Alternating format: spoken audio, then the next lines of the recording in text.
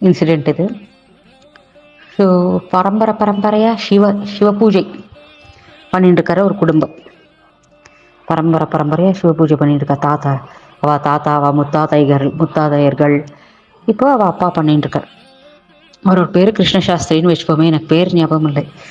இந்த கிருஷ்ணசாஸ்திரி அவரும் பூஜை பண்ணிட்டு இருக்கார். சிவ பூஜை வாரத்தில் பரம்பரையாக பண்ணிட்டு வந்து இப்போ அவரோட கையில் வந்திருக்க அந்த பூஜை அவரும் பண்ணிட்டு இருக்கார். ரொம்ப ஏழ்மையான குடும்பம், 8 பேர் இருக்க. பையன் அவரோட சொற்பமான வருமானம், அவர் ஏதோ டீச்சராகவோ இன்னும் இருக்கார் போல் இருக்கு.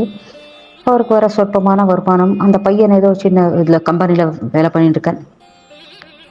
நல்ல கம்பெனி தான், ஆனால் அவனுக்கு வேலை வந்து ரொம்ப போஸ்ட் சின்ன போஸ்ட்டு கிளர்க்கோ என்னவோ, ரொம்ப கம்மியாக தானே இருக்கும் அப்போல்லாம் சம்பளம். அது மாதிரி ரொம்ப வருமானமும் கம்மி. அப்பாக்கும் பிள்ளைக்கும் சாப்பிடவோ ஆளுகள் 8 குடும்பத்தில். என்ன செய்வாளாமவா?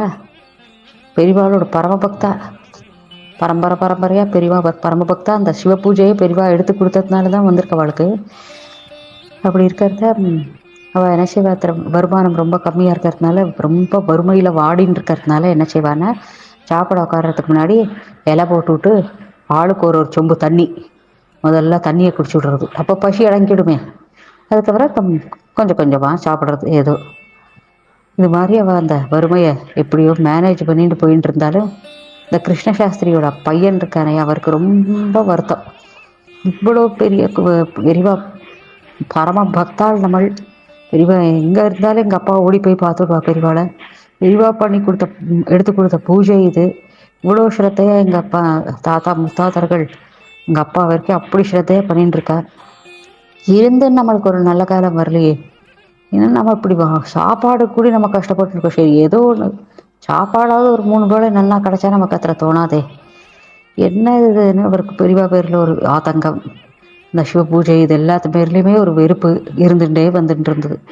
அந்த ஊருக்கு பெரியவா முகாம் வர அது தெரிஞ்சதுமே கிருஷ்ணசாஸ்திரிகள் அவருக்கு பரமபக்தராச்சே, ஓடுறார். பொண்டாட்டி கூட்டி இவனையும் கூட்டி வாடான்னு சொல்கிறார்.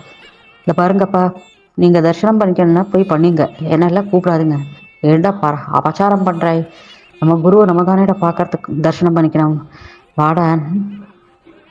நேக்கு வரண்டான்னா நான் வரமாட்டேன். நம்மளுக்கு இவ்வளோ கஷ்டம் இருக்குது, பெரியவாளால் தீர்த்து வைக்க முடியறதா? நம்மளால் ஒரு வேளை சாப்பாடு நிம்மதியாக சாப்பிட முடியறதா சொல்லுங்க? அப்படி சொல்லாதேடா மகாபாவி, நம்ம செஞ்ச கர்ம வினைடா. குருவை சொல்லி என்னடா அது தப்புடா நீ செய்கிறது. நம்ம பண்ண கர்ம வினை, நம்ம பாவம் செஞ்சுருக்கோம். என்ன பாவம் செஞ்சோமோ அதை அனுபவிச்சு தான்ப்பா தீர்க்கணும். அது தீர வேலை நம்மளுக்கு எல்லாம் சரியாகும்ப்பா. குரு அப்படியெல்லாம் கைவிட்டுவிட மாட்டார்ப்பா. நம்ம குரு எத்தனை பேரை தூக்கி விட்டுருக்கார், நீயே பார்த்துருக்காய். ஆமாம், தூக்கி விட்டார், நம்மளை மட்டும் இப்படி சாவடிக்கிறார் அப்படிங்கிற மாதிரி கொஞ்சம் வெறுப்பில் பேசிட்டார் பையன். அவர் கோபமாக வருது. சரி, நீ இன்னும் வர வேண்டாம், நாங்கள் போய் பார்த்துக்குறோன்னு சொல்லிட்டு அவரும் மற்ற ஃபேமிலி மெம்பர்ஸ் எல்லாம், குழந்தை குட்டிகள் எல்லாரும் கூட்டிட்டு பொண்டாட்டியை கூட்டிட்டு அவர் கிளம்பிடுறார். இந்த பையனுக்கு அது இப்படி சொன்னது அவனுக்கே ஒரு மாதிரி உறுத்துறது. ஏன்னா அப்பா என்னைக்குமே எதிர்த்து பேசினது கிடையாது. ரொம்ப நல்ல ரிலேஷன்ஷிப் அப்பா பிள்ளைக்குள்ள. எல்லாத்தையும் பிள்ளைகிட்ட எல்லாம் சொல்லிக்கிறதுனால அவருக்கு அவள் அப்பாவை எதிர்த்து பேசினது உறுத்துறது. ஸோ நம்ம இப்படி சொல்லிட்டோமே, பெரியவாளையும் இப்படி சொல்லியிருக்கக்கூடாதோ அப்படின்னு தோணுறது. என்ன இருந்தாலும் நம்மளோட வீட்டில் வர தெய்வமாக நம்ம நினச்சி இது பண்ணிட்டு இருக்கா எல்லாரும். இருந்தாலும் ஒரு பக்கம் இதுவும் தோணுறது, இதான் பெரியவா நம்மளோட ஒரு வேலை கூட நம்மளை நிம்மதியாக சாப்பிட்றது இல்லையே. பெரியவா இதெல்லாம் நினச்சா ஒரு நிமிஷம் போருமே பெரியவாளுக்கு சரி பண்ண நம்மளோட வறுமையை. அவரும் கருணை பண்ண மாட்டேங்கிறாரே அப்படின்னு ஒரு 2 கட்டான இதில் கன்ஃபியூஸ்டு ஸ்டேஜில் வந்துருக்கார். இருக்கும்போதும் வெள்ளம் தரிசனம் பண்ணிட்டு வரா. பெரியவாளை ஆனந்தமாக தரிசனம் பண்ணிட்டு வரதா அவள் அப்பா அங்கே பெரியவாள்கிட்ட சொல்கிறா. பெரியவாளை தரிசனம் பண்ணிக்க போகிற இடத்துல அவள் அப்பா சொல்கிறா, பெரியவா எங்கள் வீட்டுக்கு விஜயம் பண்ணால் ரொம்ப சந்தோஷப்படுவோம்னு. உங்கள் வீட்டுக்கா? சிவ பூஜையை நான் தானே எடுத்து கொடுத்துருக்கேன், வரேன், கண்டிப்பாக வரேன்னு கூப்பிட்ட அடுத்த க்ஷணம் பெரியவா ஒத்துண்டு விட்றா. அவள் அப்பாக்கே ரொம்ப ஆச்சரியமாக இருக்குது. நாளை காலையில் வரேன்னு சொல்லி விட்றா பெரியவா. அப்போ திரும்பி வரும்போது கிருஷ்ணசாஸ்திரிகள் பையனை பார்க்குறான். பையன், அப்பா நான் ஏதாவது தப்பாக பேசிட்டேன்னா மன்னிச்சுங்கப்பா, நான் கொஞ்சம் கோவத்தில் பேசிட்டேன்னு. ஆமாம், சரி, இன்னைக்கு போனால் போகிறது, நாளைக்கு பெரியவா நம்ம வீட்டுக்கு வரா, அப்பாவது வீட்டுக்கு இரு, வீட்லேயே இரு, இல்லைன்னா நான் சும்மா இது பண்ண மாட்டேன், உன்னை சும்மா விட மாட்டேன். நம்ம தெய்வம்டா அவர் நம்மளை நினச்சா ஒரு நிமிஷம் போரும்டா நம்ம கருணை மழை பொழியறதுக்கு நம்ம கர்ம வினைடா, நம்ம என்ன பாவம் பண்ணியிருக்கோம் தெரியலை, அதனால தான் நம்ம இப்படி இருக்கோம். எந்த சுவாமியமோ எந்த குருவையும் நம்ம நிந்தையே சொல்லக்கூடாது. நம்ம கர்ம வினை நீங்கின உடனே நம்மளுக்கு அவ அனுகிரகம் பொழிவாடா அப்படின்னு சொல்லணும்னா, அந்த பையன் கொஞ்சம் புரியற மாதிரியும் இருக்கு, புரியாத மாதிரியும் இருக்கு. சரி, நாளைக்கு இங்கே இருப்பியானோ பெரியவா வரத்த அப்படின்னு கேட்குறேன். சரிப்பா இருக்கேன் அப்படிங்கிறேன். 2 மனுஷா இருப்பேன் அப்படின்னு சொல்லிட்டு அடுத்த நாள் பெரியவா வரா வீட்டுக்கு. எல்லாம் பூர்ண கும்பத்தை கொடுத்து வரவேற்கிறா. வீட்டில் பாதம் வைக்கிறதே பெரியவா எதனால் அவள் வறுமையை போக்குறதுக்கு. இது நம்மளுக்கு சொல்லியா தெரியணும்? அவருக்கு தெரியாதா இந்த பையனோட புலம்பல்? அவருக்கு தெரியாதா இவளுக்கு எப்போ கருணை பண்ணணும்னு? இந்த குருநாதருக்கு வந்து நேராக பூஜை ரூம் போய் பூஜையெல்லாம் பார்த்து எல்லாம் அனுகிரகம் பண்ணி குடும்பத்தை இருக்கிற எத்தனை பேரையும் பார்க்குறார், அந்த பையனையும் பார்க்குறார். அவர் அப்படி வேண்டாம் வெறுப்போட நின்றுட்டுருக்கார். அப்போ பெரியவா சொல்கிறார், தினமும் குடும்பத்தோடு உட்காந்து காலையிலேயும் மாலையிலேயும் கனகதார ஸ்தோத்திரம் சொல்லுங்கோ அப்படின்னு சொல்லி அனுகிரகம் பண்ணி போயிண்டே இருந்தா பெரியவா கிளம்பி.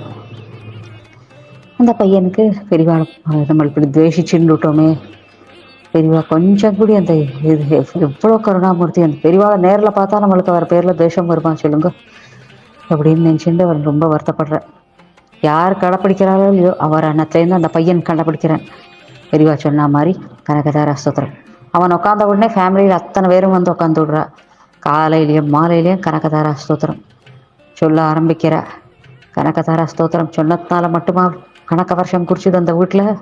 பெரியவா பாதம் பட்டிருக்கு. என்ன பெரியவா அந்த வறுமையை போக்குறதுக்கு வேண்டியே அந்த பையனுக்காகவே சொன்னான் இல்லையா, அவன் ஆத்தங்கப்பட்டான் இல்லையா, அதுக்கு வேண்டியே வந்து காலில் வீட்டில் விஜயம் பண்ணி இந்த வறுமையை போக்குறதுக்காகவே வந்திருக்கா பெரியவா. அடுத்தடுத்து அவனுக்கு அந்த கம்பெனியில் ப்ரமோஷன் கிடச்சி பைசா இல்லாமல் திண்டாடினா இல்லையா, இந்த பணத்தை எண்ணறதுக்கு அவளுக்கு வைக்க இடம் இல்லாமல் அப்படி பைசா சேர ஆரம்பிச்சு விட்டோம். அதுக்கப்புறம் பெரியவா வந்துட்டு போயிட்டு எங்கே வைக்கணும் இடமே இல்லாமல் தவிச்சாலும். அதுக்கப்புறம் அவர் ரூபா நோட்டை எண்ணினது ஃபுல்லாக பண்டில் தானே அந்த கிருஷ்ணசாஸ்திரியோட பையன். வேண்டாம் நான் கருணமழை பொழியலை நான் சொல்கிறேன், இந்த வச்சுக்கோ பணமழையே பொழியறேன்னு விட்டா பெரியவா, சொல்லாமல் சொல்லிட்டு போயிட்டா அப்படின்னு அவர் அந்த யூடியூப்பில் அவர் ஷேர் பண்ணிட்டு கதறார். அவர் கனகதார ஸ்தோத்திரம் மட்டுமா அருள் பாரிச்சு பெரியவா சொன்ன உடனே நான் அதை சொல்ல ஆரம்பிச்சுட்டேன். அவர் பாதம் பார்த்ததுமே எங்களோட வீட்டில் இருக்கிற வறுமை நீங்கி போயிடுது, வறுமை இருக்கிற இடம் தெரியாமல் போயிடுது. நாங்கள் இன்னைக்கு எங்கெல்லாம் ஃபாரினில் செட்டில் ஆகிட்டு பரம சௌக்கியமாக இருக்கோம்னா பெரியவா போட்டோம் அன்னைக்கு கொடுத்த அந்த எங்கள் வீட்டுக்கு பண்ண விஜயம். அதுக்கப்புறம் நாங்கள் நோ டேர்னிங் பேக். எங்கள் பணம் நாங்கள் எங்கே வச்சுக்கணும்னு தெரியாமல் தவிச்சோம். மாத்திரனா பணத்துக்காக தவிச்சோம். பெரியவா வந்துட்டு போனதுக்கப்புறம் நாங்கள் பணத்தை எங்கே வைக்கணும், எங்கே அப்படி பணம் பொழிய ஆரம்பிச்சது பண வருஷம்.